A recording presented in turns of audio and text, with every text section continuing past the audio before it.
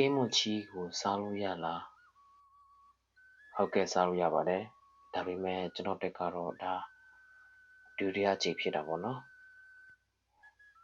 အခုအိမ်မှာချစ်စားတာလေးဖြစ်ပါတယ်ကင်းမွန်ချီနဲ့ကိုဒီလိုကင်းမွန်တစ်ခါလေးကြော်စားတာပေါ့နော်ကျွန်တော်တို့ငယ်ငယ်ကတော့အိမ်မှာအမေချက်ချူတာကတော့ဒီလိုမျိုးလောဝသက်စင်အောင်ချီကိုမင်းအိတ်တွေပေါ့နော်ကင်းမွန်မင်းအိတ်ကင်းမွန်ချီကိုထုတ်ပြီးမှချစ်တာပေါ့ဒီလိုမျိုးတော့တစ်ခါမှမကြော်စားဘူးအဲ့ဒါမှချီကိုဆင်အောင်ဆေးပြီးတော့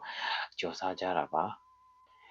ဒီနေရာမှာကင်းမွန်မျက်လုံးကိုလည်းတချို့ကဖောက်တယ်တချို့ကသွားကိုလည်းထုတ်တယ်ပေါ့နော်ကျွန်တော်ကသွားပဲထုတ်တယ်ကင်းမွန်မျက်လုံးမဖောက်ဘူးကျွန်တော်မြန်မာပြည်မှာဆိုရင်မျက်လုံးလည်းဖောက်တယ်သွားကိုလည်းထုတ်တယ်ချီးကိုလည်းထုတ်တယ်ပေါ့နော်အလောအသန့်စင်နေမှာကြော်စားတာ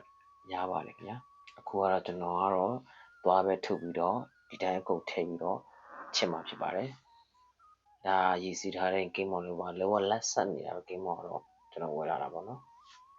ဝယ်တဲ့အချိန်တော့ဆိုလုံးဝစိမ့်စိမ့်လေးအယောင်လေးဖြူဆော့နေတာပဲကဲစီသက်ဖို့အတွက်ကတော့စပင်လင်จิตတော်ဖြူจิตတော်နီငြူဒီစိမ့်ကိုကြည်ညအောင်ထောင်းတာလေးဖြစ်ပါတယ်တချို့ကတော့စပင်လင်ကိုပပလီပြီးတော့ထည့်ပါတယ်ကျွန်တော်ကတော့တစ်ခါတည်းထောင်းလိုက်ပါတယ်ပို့ပြီးတော့မွေးအောင်လို့ပါကဲစီနည်းနည်းတက်ပါတယ်ကျွန်တော်စီအများကြီးကြိုက်လို့ပါဒီလိုစီတက်ပြီးတော့မွေးလာတဲ့အချိန်မှာဆိုရင်ကျွန်တော်စီထားတဲ့ကီမောထည့်ပြီးတော့မွေးပါမယ်ခင်ဗျာဒီလိုမျိုးကြော်စားတာမြန်မာပြည်မှာလည်းမြင်ဖူးပါတယ်ဒါပေမဲ့ကျွန်တော်တစ်ခါမှလည်းမစားဘူးเนาะ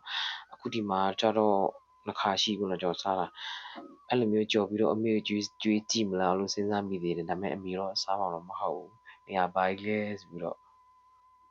သူတို့တော့စားရမှာမဟုတ်ဘူးပေါ့နော်အရသာအတွက်ကျွန်တော်အသားမုတ်ထည့်ပါတယ်နောက်ပြီးတော့ကျွန်တော် QC ထည့်ပါတယ် QC မကြိုက်ရင်တော့ဘဲငံပြားကြီးထည့်လို့ရပါတယ်နောက်ပြီးတော့တကြားထည့်ပါမယ်အချုံမုံကြိုက်ရင်တော့ထည့်လို့ရပါတယ်ကျွန်တော်မထည့်တော့ပါဘူးဘာလို့လဲဆိုတော့ကျွန်တော်အသားမုတ်ထည့်တဲ့အတွက်ကျွန်တော်အချုံမုံမထည့်တော့ပါဘူးခင်ဗျာအဲ့လိုမျိုးကြော်ရင်းနဲ့အရေခံလာတဲ့အထိကြော်ပေးပါဘောနော်သူကကင်းမော်အရေထည့်တဲ့အတွက်လူတွေရဲ့အသားလေးမှာတောက်လေးဖြစ်အရေလေးနည်းနည်းလေးခံသွားရင်တော့ရပါပြီကျွန်တော်တော့အရေနည်းနည်းခြံထားတာပေါ့နော်အဲ့အရေလေးနဲ့ထမင်းနဲ့စားရတာကြိုက်လို့ပေါ့နော်ထိုင်းနေကြတော့စပယ်လင်ထည့်တယ်ပေါ့နော်ပြီးရင်ချပွေးရွေးထည့်ပါတယ်ကျုပ်ရွက်ပေါ့အဲ့လိုမျိုးထည့်တယ်ကျွန်တော်တော့မထည့်တော့ပါဘူးချပွေးရွေးတစ်မျိုးပဲထည့်ပါမယ်ပိတ်လို့ခေါ်ရင်တော့ကျုပ်ရွက်ပေါ့နော်ကျုပ်ရွက်ထည့်ပါမယ်အရန်ဆောက်လုပ်ကောင်သူရဲ့သားလေးကစိတ်လေးနဲ့ဆက်ဆက်လေးရောင်ရုပ်တီထဲတာလဲဆက်ဆက်လေးနဲ့ရန်ဆောက်လုပ်ကောင်ပါလေရုပ်တီမချိုက်တဲ့လူတော့မထဲပဲဒီတိုင်းအချို့ကျော်ဆောက်လို့ရပါတယ်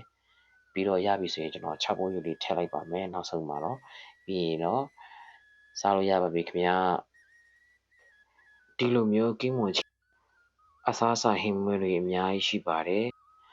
နိုင်ငံခြားမှာတော့ဒီကင်းမွန်ချီကိုတည်တံ့ဝယ်ယူရပါတယ်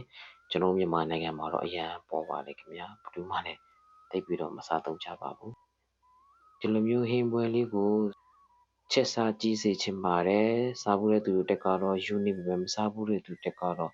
ဒီလိုမျိုး try ကြည့်ပါလို့စားကြည့်ပါလို့အကြံပေးချင်ပါတယ်ခင်ဗျာဒါကတော့ကျွန်တော်စားတော့ဆိုင်မှာသွားစားဘူးတဲ့ဟင်းပွဲလေးကိုတော့299ဘတ်ပေးရပါတယ်တပွဲကိုသူကကျတော့အကောင့်ကြီးကိုပပလီးပြီးတော့အဲ့လိုမျိုးချစ်ထားတယ်ပါပုံစံအတူတူပါပဲခင်ဗျာဒီလိုထမင်းလေးနဲ့အဲ့လိုနေစားလိုက်အရင်စားလို့ကောင်းပါတယ်ဆိုင်ဖွဲ့သမားတွေအတွက်ကတော့ကိုယ်ဆိုင်မှာဒီမီနူးမရှိသေးရောင်းလို့ရရနော်စိတ်ဝင်စားရင်အားလုံးကိုကျေးဇူးတူတင်ရှိပါတယ်ခင်ဗျာ